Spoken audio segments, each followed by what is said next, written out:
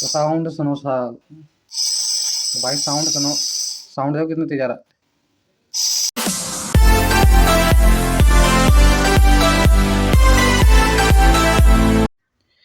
तो देखिए गाइस, हमने इसे दिन रात एक करके खोल दिया है। अरे मजाक कर रहा हूँ, इसे हमने बड़ी आसानी से खोलना है। ये देखिए, ये इसका फैन लग रहा है जो उसे कूलिंग करता रहता है। तो इसमें देखिए, हमने इसे चेक करके देखा मल्टीमीटर से। इसमें इसके ये 2 पॉइंट तो कोई से इसमें ध्यान नहीं है, मैंने तो चेक करे थे। इसमें ये 2 पॉइंट काम नहीं कर रहे और ये 3 पॉइंट इसमें ये काम कर रहे हैं। तो ये 2 पॉइंट जो काम नहीं कर रहे हैं उसमें किसी वायरिंग कोई जो इसमें वाइंडिंग हो रही है उसमें कोई एक तार कट रहा होगा एक एक इनका, इसलिए ऊपर से तुम्हें साफ दिख रहा है लेकिन अंदर से कुछ वायर एक कटा हुआ है शायद।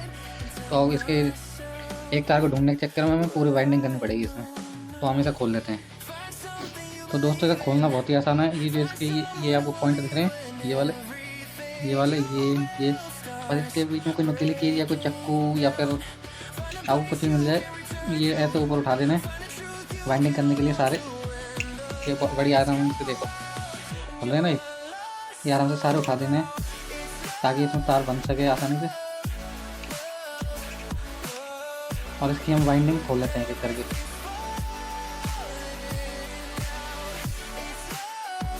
तो मैं इनको इतना खोलता हूँ, आप वीडियो में बने रहिए। तो हेलो भाई, देखिए हमने इसे खोल लिया है।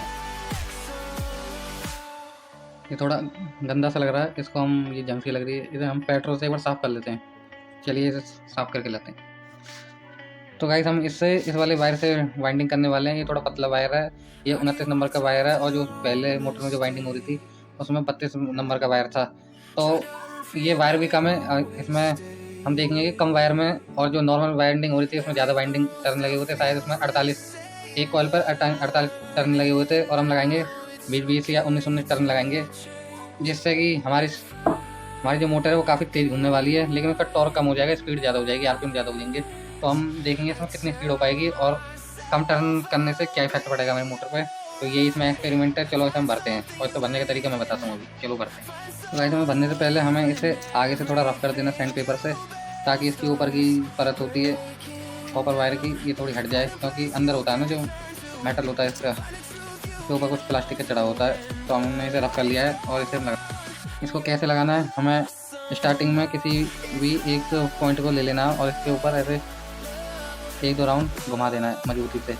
और हमें इसमें थोड़ी टाइट वाइंडिंग करनी है ताकि इसमें मैग्नेटिक फील्ड आसानी से अच्छे से बन सके।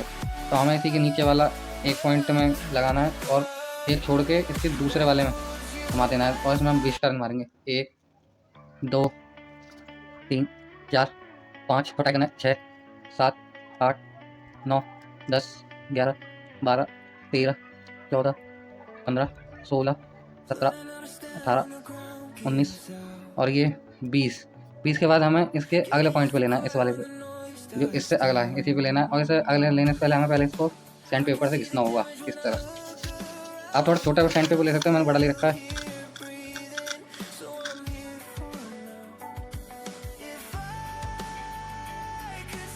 अब ऐसे ही इस वाले में लगा के दूसरे वाले से अगले एक छोड़ के दूसरे में 20 टर्न लगाने हैं। हमें जल्दी से ऐसे करके समय करना है, और मैं जल्दी से ऐसे वेल्ड वाइंडिंग कर देता हूँ। 2 3 4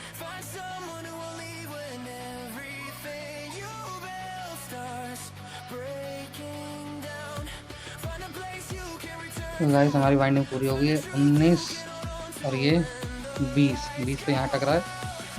अब इसे हम कट कर देते हैं। अब हम इस वायर को यहाँ से कट करके अलग निकाल देते हैं और इसे भी जल्दी से घिस के इसी पे लगा देते हैं। इसका लास्ट पॉइंट है, इसको भी घिसना पड़ेगा ताकि ये करंट पास हो सके उस पॉइंट पर। इसको रख देते हैं। देखो गाइस, हमने इसी पॉइंट से चालू किया था और ये लास्ट पॉइंट भी इसी पर ख़त्म होगा। ये देखिए, इसी पे घुमा के इसको जोड़ देते हैं। और इसके बाद हमें क्या करना है, ये जो पॉइंट हमने खोले थे इन सबको बंद कर देना ऐसे।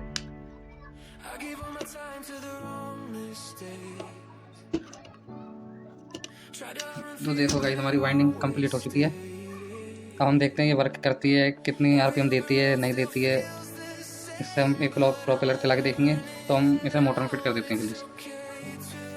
इसकी बॉडी में ले आए हैं। ये बॉडी में देखो काफ़ी बड़ी मैग्नेट है। ये बेयरिंग वाली मोटर देखो, इसे लगाते हैं। ये इतनी हार्ड वो है, इसे थोड़ा ठोकना पड़ेगा ताकि बेयरिंग अंदर, अभी बाहर है बेयरिंग, अंदर फिट हो जाती है। देखो बाहर बेयरिंग फिट हो गई। ये सब कहना है इसको अंदर डाल दें। तो दोस्तों ये भी देखिए, इसके ब्रश एकदम बढ़िया है, मतलब बिल्कुल भी जले नहीं थे, तो बस पानी जाने से इसकी बेंडिंग में दिक्कत आ गई थी। इसको भी हम लगा देते हैं। इसके अंदर एक बुश लगा हुआ है बेयरिंग वाला, जल्दी से इसको भी लगा देते हैं।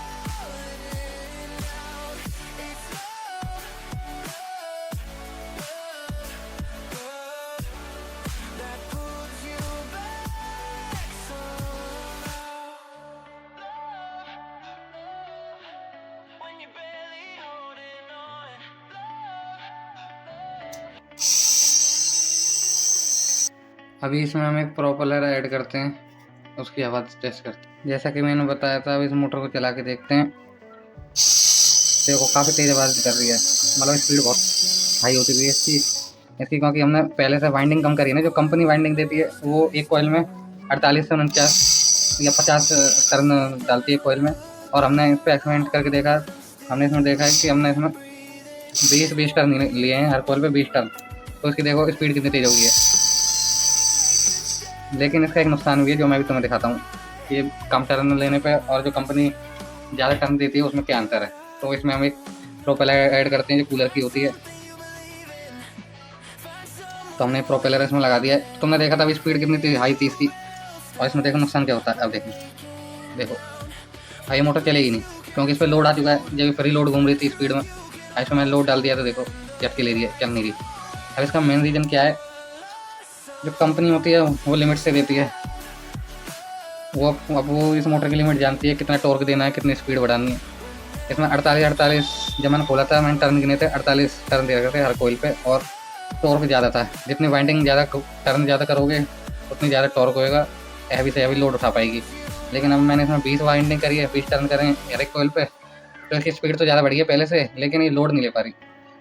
अगर आपको अच्छी मोटर बनानी है पर्सनली काम के लिए, किसी हैवी लोड के लिए, ट्रक वगैरह बनाना आपको, या कोई हैवी सामान उठवाना हो, गियर मोटर बनानी हो, तो आपको ज़्यादा टर्न देने पड़ेंगे हर एक कोइल पे। 20 से 50 से जितने ज़्यादा लोगे आप, उतनी ज़्यादा टॉर्क आएगी इस मोटर में। अब ये चल रही है तो इसका कुछ फायदा थोड़ी है, खाली आवाज़ कर रही है। अब तो मैं इसे, अब देखो मैं इसे हाथ से रोक दूँगा, अभी चलेगी नहीं। और जो इसमें पहले वाइंडिंग हो रही थी कंपनी की तरफ से, मैं इसे रोक नहीं पाता था। तो यही रीज़न है, इसी एक्सपेरिमेंट में करना चाहता था ना, मैं इस चीज़ को सही करने वाला था, मैं तो नया लाने वाला था। तो गाइस, अगर आपको ये वीडियो अच्छी लगी तो लाइक करें, कमेंट करें और सब्सक्राइब करें। अगर आप चाहते हैं कि इस मोटर को मैं ज़्यादा वाइंडिंग में रिपेयर करूं तो कमेंट में ज़रूर बताएं। अगर 50 से ज़्यादा कमेंट हुए तो मैं इस मोटर को दोबारा वाइंडिंग कर दूंगा 50 टर्न में, और फिर देखेंगे कि ये इस पंखड़ी को चला पाती है कि नहीं। तो चलिए गाइस, चलते हैं।